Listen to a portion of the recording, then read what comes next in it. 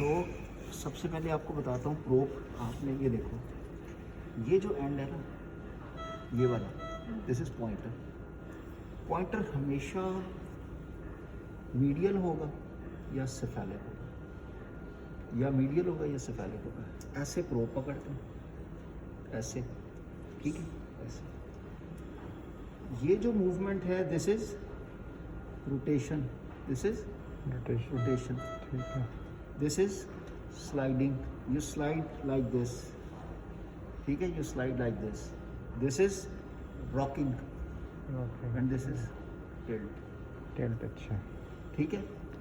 तो this is very simple, बहुत ही simple है अल्ट्रासाउंड। ये अभी हम देखेंगे कि हमने फ्लूइड असेसमेंट करनी है कि नहीं करनी। My patient is in volume overload और नॉट, या she is behind the fluids और नॉट, मैं इसे फ्लूइड दूँ ना दूँ, क्या करूँ।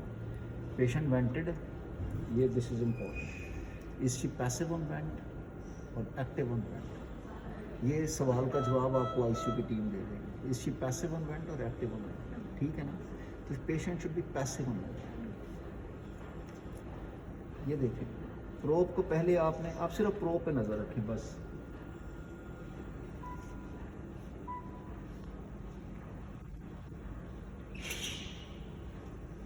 ये क्या हुआ है सर? अच्छा,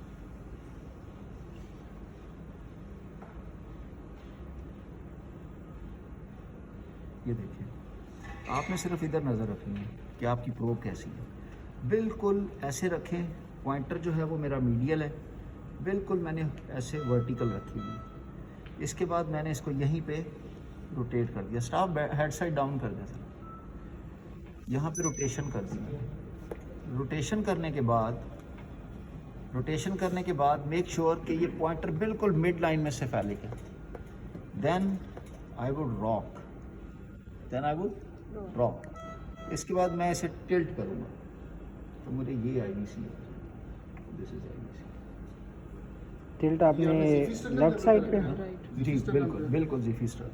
अच्छा, टुवर्ड्स द पेशेंट्स राइट? बिल्कुल, ये देखो, ये this is IVC And this is intrahepatic point? हाँ जी, इंट्राहेपेटिक। अच्छा, अब सर इसकी वो जो इसका एक होता है जिससे इसकी आप वो चेंज करते हो, क्या चीज़? एक तो सर ये तो डेप्थ हो गई ना, गेन। हाँ, गेन, हाँ गेन तो थोड़ा सा कम करना है? हाँ जी, कम करना है, बस। ये राइट एट्रियम है, ये आईवीसी है, और ये देखें, ये दिस इज एन आईवीसी, ये आईवीसी है, ठीक है। ये आईवीसी, ये दिस वन इज आईवीसी। तो आपको क्या करना है, उसको छोड़ दो, सिर्फ अपनी इधर नज़र रखो। इधर क्या किया, पहले बिल्कुल ऐसे किया, आई डोंट नो क्या इमेज बन रहा है। इधर रखो, अपनी मूवमेंट्स पे नज़र रखो, ऐसे रखो, रोटेट करो, रोटेट करके रॉक करो, रॉक करके टिल्ट करो, और बड़ी सटल सी मूवमेंट्स होंगी, सटल सी मूवमेंट्स रिस्ट पे, सटल सी मूवमेंट्स करो और इमेज बनाओ। ये आईवीसी नज़र आ रहा है, ठीक है। अच्छा, अभी तो बिल्कुल आर्टरी की तरह पल्सेट कर रही है। अच्छा, अभी देखते हैं। Now question is that, is it a cava और एओर्टा, है ना। तो मैं इसके ऊपर पल्स वेव डालूँ, कहाँ डालूँ पल्स वेव? राइट एट्रियम और आईवीसी के जंक्शन से 2 सेंटीमीटर मीडियल मैंने, वो तो मेजर करेंगे। ये देखो, is it a pulsatile flow? This is not pulsatile, ठीक है। सवाल ये पैदा होता है कि क्या ये केवा भी है या कोई वैसल भी है, इसमें फ्लो भी है या नहीं है। तो फ्लो देखना है तो आप कलर डॉपलर डालो, है फ्लो? फ्लो नजर है तो सबसे पहले आपने देखा जी, this is a vessel, okay. If this is a vessel, is it a cava और एओर्टा? यहाँ दे दे, ये देखो, ये। So this is not pulsatile, this is phasic flow, this is not pulsatile. यहीं पे रखो, इधर यहीं पे रखो, and tilted like this, this is aorta. Tilt आपने ये लेफ्ट देखो अभी मैंने इधर टिल्ट किया तो केवा, इधर टिल्ट किया तो एओर्टा, पेशेंट ये के राइट एओर्टा। पे होता है। अभी देखना पल्स वेव डालूंगा। नीचे को थोड़ा नीचे कर लेंगे। This is pulsatile flow, more sharp. Spectral Doppler जो एओर्टा का है वो मोर शार्प होता है, ठीक है।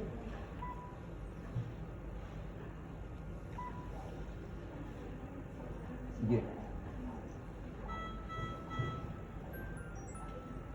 ठीक है, चल अच्छा। अब फोकस के पॉइंट ऑफ व्यू से देखें। पहले हमने इमेज एक्वायर किया, फोकस के पॉइंट ऑफ व्यू से देखें। रॉक किया, ये एओर्टा, ठीक है। अब मैंने एम मोड डालना है इधर। किधर डालूं एम मोड? जो जंक्शन है ना एओर्टा का, सॉरी केवा का और राइट एट्रियम का, उससे 2 सेंटीमीटर आपने डिस्टल एम मोड डालना है और इससे आपने सेट कर लेना। ये एम मोड डाला और ये आ गया मेरे पास, ये आ गया। इसको मैं भी थोड़ा सा स्टडी कर रहा हूँ कि देयर आर रेस्पिरेटरी वेरिएशंस, इसमें है, फ्रीज कर दिया, ठीक है। अभी आप मेजर करो मैक्सिमम पॉइंट्स और मिनिमम पॉइंट्स। तो मैं कैलिबर लेता हूँ, कहाँ से मुझे लग रहा है मैक्सिमम? ये मुझे लग रहा है कि मिनिमम, ये मुझे मिनिमम लग रहा है। सेट किया और यहाँ आ गए, इसको सेट किया, दिस इज मिनिमम। और मैक्सिमम किधर लग रहा है? ये लग रहा है।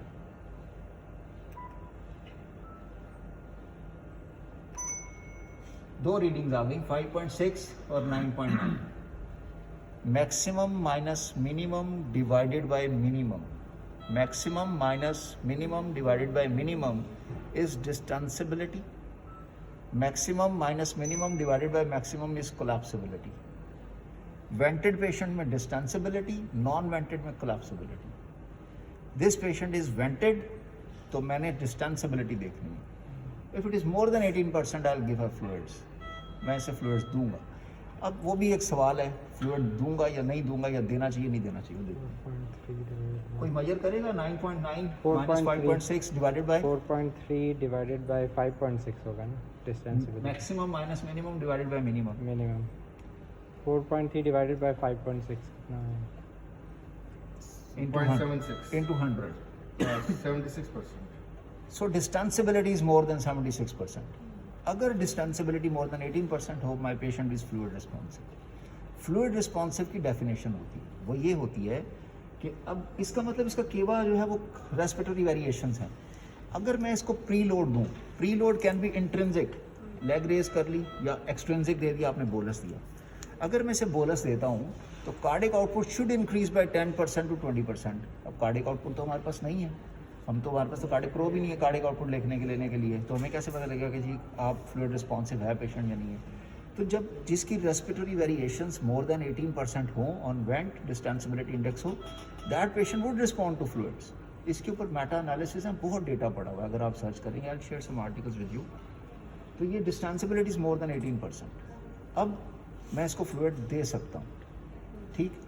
अब मैं इस पेशेंट को फ्लूइड कब दूंगा? And there is some indication. जब मुझे लगेगा कि मेरे पेशेंट जो है उसका कोई क्लिनिकल क्वेश्चन है जिसका आंसर फ्लूइड है, तो फिर फ्लूइड देने हैं, वरना आईसीयू में lesser is the better, lesser is better, ठीक है। तो ये हो गई जी डिस्टेंसिबिलिटी। अच्छा, अब ये हमने एम मोड डाला और ये फ्रीज मैंने रोक दिया।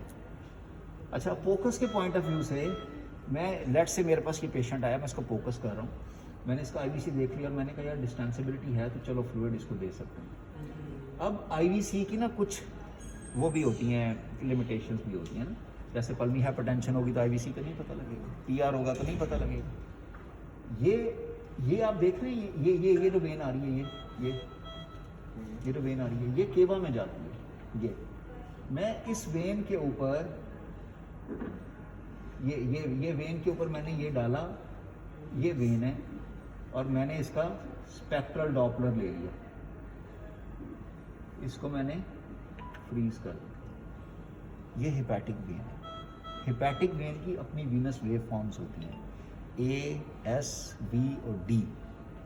अगर ये नॉर्मल है तो दैट मीन्स के पेशेंट को कोई टीआर, पल्मी हाइपरटेंशन ऐसा कुछ नहीं है। बट अगर ये पैटर्न रिवर्स है तो इसका मतलब सारा बैक फ्लो हो रहा है, समझे?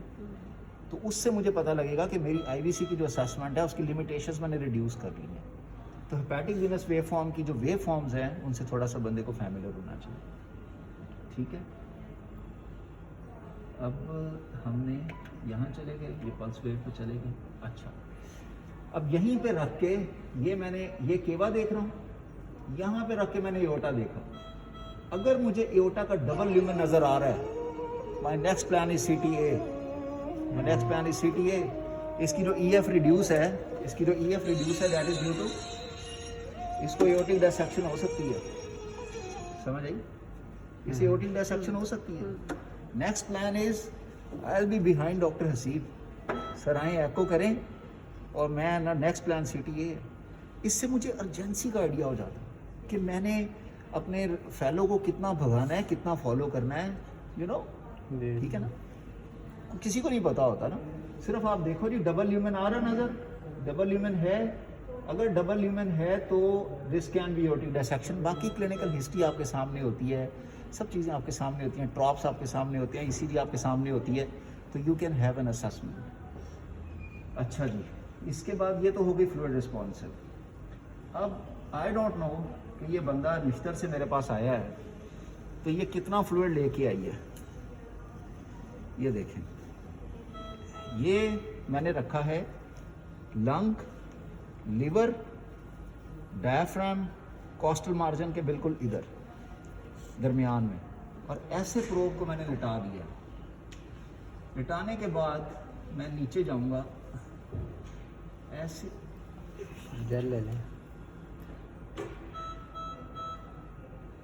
इसको गेन,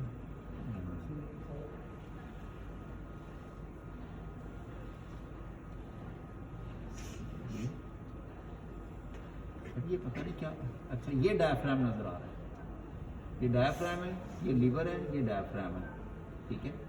हमारे पास जब ARDS के पेशेंट प्रोन होते थे ना, तो हम लैटरल इमेज लेके इधर IVC देखते थे, ये IVC, ये IVC, हम इधर से देखते थे। लैटरली हम उसको एसेस करते थे, बता देते थे कि पेशेंट को आपने देना, फ्लूइड नहीं देना। अब जो अल्ट्रासाउंड है ना, उसके एक्सरे पे देखो इफ्यूजन, पल्मी एडीमा बड़ा लेट आता है, और अल्ट्रासाउंड पे बहुत अर्ली आ जाता है। अर्ली आपको B लाइंस आ जाएंगी, 150 मिल्स भी होगा तो आपको बायलेटरल प्लूरल एफिशिएंसी आ जाएंगी। तो आपको स्कैन करना आना चाहिए, डायफ्राम ढूंढना आना चाहिए। दिस इज डायफ्राम, ये डायफ्राम। प्रोब की पोजीशन भी दिखा दें इसको। प्रोब की पोजीशन ये है, ये मैंने क्या किया है, ये देखें, बिल्कुल लंग, लिवर, डायफ्राम उसके बिल्कुल इधर रखा है, ऐसे प्रोब लिटा दी है, और थोड़ा सा ऐसे सटल सी मूवमेंट करता हुआ नीचे गया हूँ स्लाइड करता हुआ, और थोड़ी सी हाथ में मैंने सटल सी मूवमेंट्स की, और ये डायफ्राम आ गया, ये डायफ्राम आ गया, उसके नीचे मुझे लंग नजर आ रहा है। ये डायफ्राम है, ये lung. Lung is always Sandy, lung is always Sandy.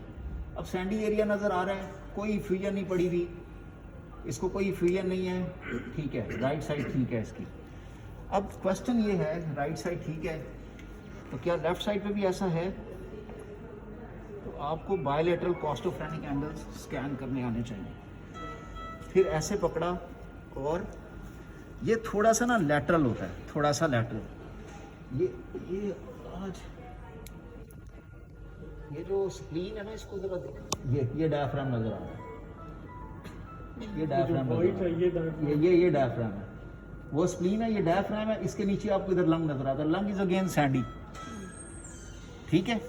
चलो, ये स्टाफ किधर है? स्टाफ टिश्यूज तो लाएं जरा, स्टाफ टिश्यूज लाएं, थोड़ा मेरी हेल्प आउट करें, इसको प्रोब को तो क्लीन करें जरा।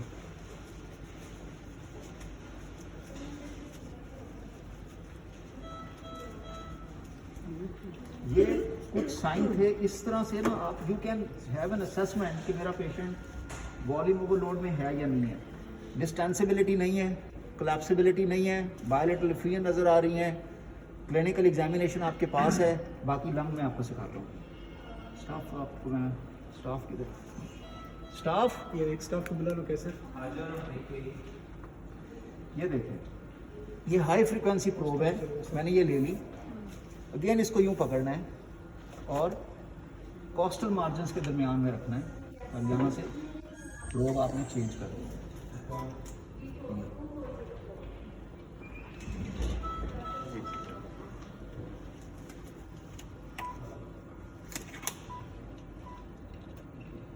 ये नहीं, अब ये देखें, बिल्कुल रिब्स के दरमियान में रखें।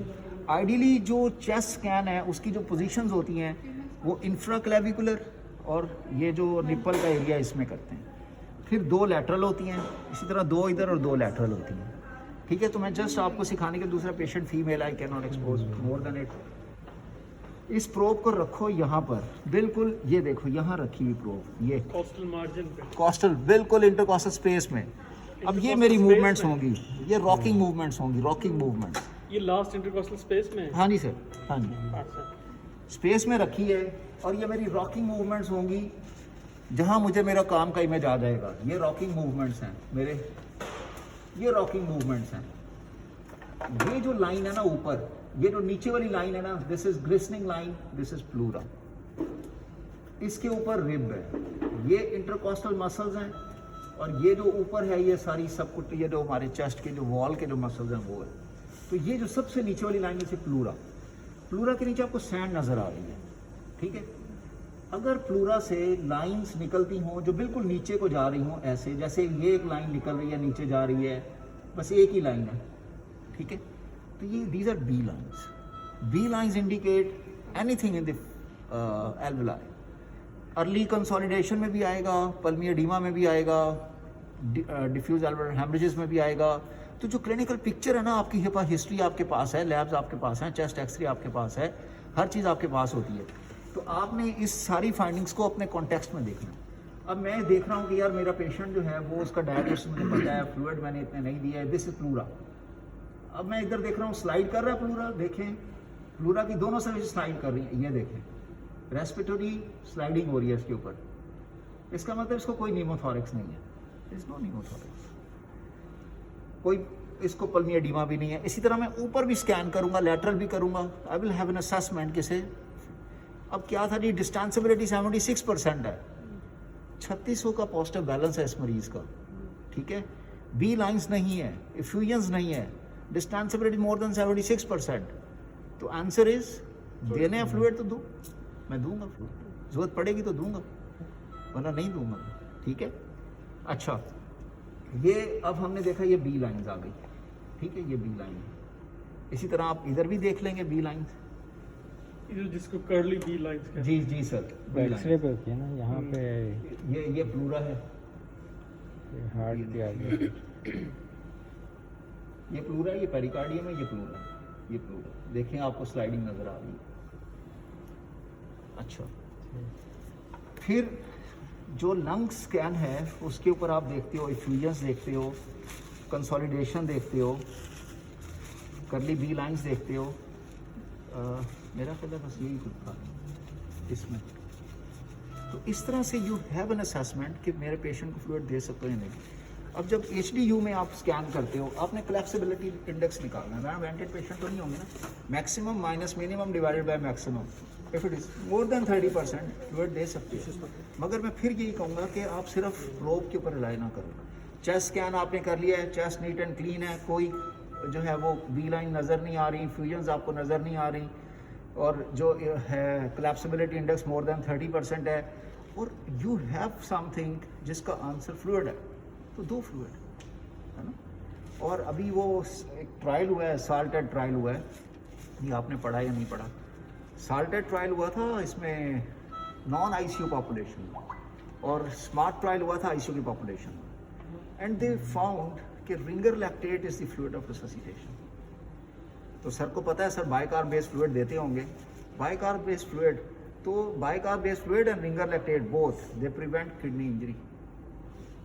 ठीक है ना, तो इस तरह से यू हैव एन असेसमेंट। तो बाकी सारी क्लिनिकल हिस्ट्री आपके पास होती है, एग्जामिनेशन आपके पास होता है, चेस्ट एक्सरे आपके पास होता है, प्रोब आपके पास है, स्किल्स आपके पास हैं. After all doing this all exercise you have a clear picture. कोई भी ऐसा पैरामीटर नहीं है that tells you when to stop the fluids. तो do a scan, distensibility is less than 18%. Distensibility is less than 18%. कोई indication नहीं है fluid देने की. There are some B lines. Chest x-ray is clear, BNP भी normal है. There are some B lines. Stop the fluids. Fluid बंद करो. Release हो. ठीक है ना. तो this is all about focus. अभी कुछ चीज़ें हैं वो मैं खुद भी करता हूँ. तो उसमें एक hepatic when Venus wave form है, पोर्टल वीनस का वेव फॉर्म है, फिर नेफ्रो का एक अपना फोकस है कि जो नेफ्रोलॉजी के पॉइंट ऑफ व्यू से आप फोकस पे क्या क्या चीज़ें देखते हो. आपने हाइड्रोनेफ्रोसिस देखनी है, हाइड्रोयूरेटर देखना है, आपने ब्लैडर देखना है, उसका वॉल्यूम देखना है. हमारे ICU के अंदर तो यूजुअली जो पेशेंट्स होते हैं उनको यूरिन आउटपुट डिप होती है. तो the first thing we see is कि वी स्कैन द ब्लैडर. हम ब्लैडर स्कैन करते हैं. हम किडनी स्कैन करके देखते हैं हाइड्रोनेफ्रोसिस नहीं है, ब्लैडर फुल है, फोलिस को फ्लश करो, यूरिन आ गया ठीक है, नहीं तो नेफ्रोलॉजिस्ट को बुलाओ. ठीक है ना. क्योंकि मोस्ट कॉमन कॉज तो यही होती है ना, there is some obstruction in फोलिस, तो वो डिस्टेंडेड ब्लैडर आपको मिलेगा, तो पेशेंट को इसलिए आउटपुट नहीं आता. बाकी कम हो गया, नेफ्रोलॉजिस्ट को बुलाओ. ठीक है ना. बाकी कोई क्वेश्चन है तो बताएं. आई वुड रिकमेंड यू कि आप प्रोब पकड़ें और